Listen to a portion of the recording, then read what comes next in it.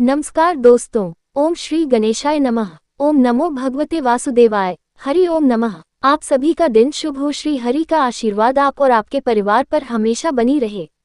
जय श्री हरि। आप सभी का एक बार फिर से आपके अपने चैनल पर बहुत बहुत स्वागत है। रसपान कीजिए आज के योगिनी एकादशी का व्रत हेममाली ने किया था। कौन से मिली थी मुक्ति? संपूर्ण कथा।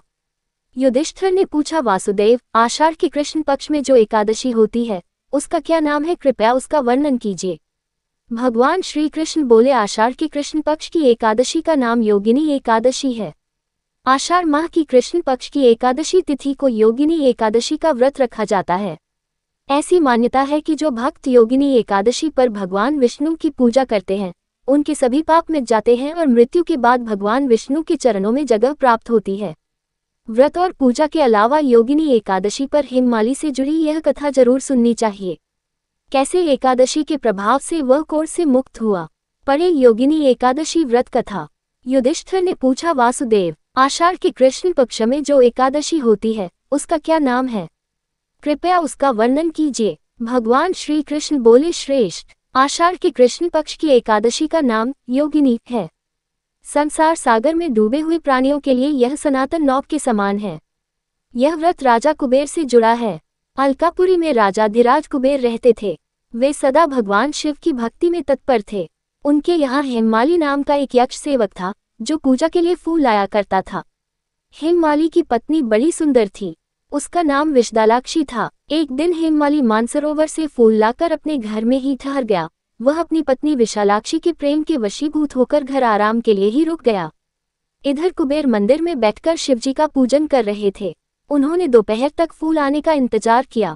जब पूजा का समय खत्म हो गया तो यक्षराज ने गुस्सा होकर सेवकों से पूछा, हेममाली क्यों नहीं आ रहा है? इस बात का पता तो लगाओ।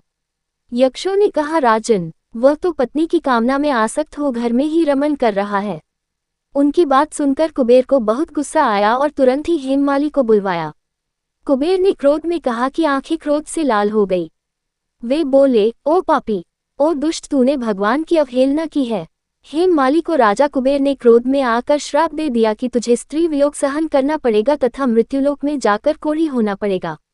कुबेर के श्राप से हेममाली स्वर्ग से पृथ्वी पर जा गिरा और उसी क्षण कोढ़ी हो गया।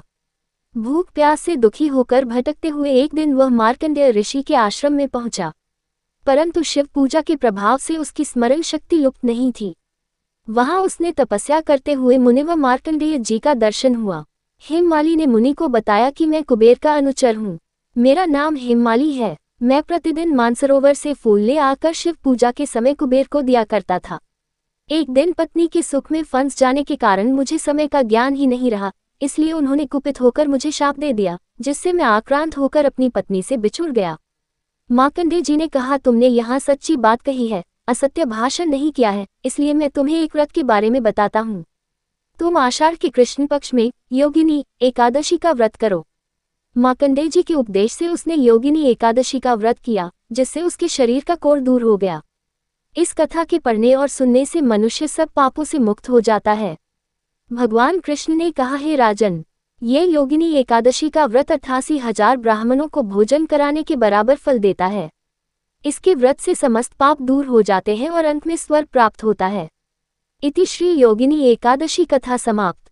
सभी भक्तगण बोलिए, विष्णु भगवान की जय। अगर आपको ये कथा प्रसंग अच्छी लगी हो तो ऐसी ही और धार्मिक कथा प्रसंग को सुनने के लिए आप हमारे YouTube चैनल को सब्सक्राइब, लाइक और ज़्यादा से ज़्यादा लोगों के साथ शेयर करें।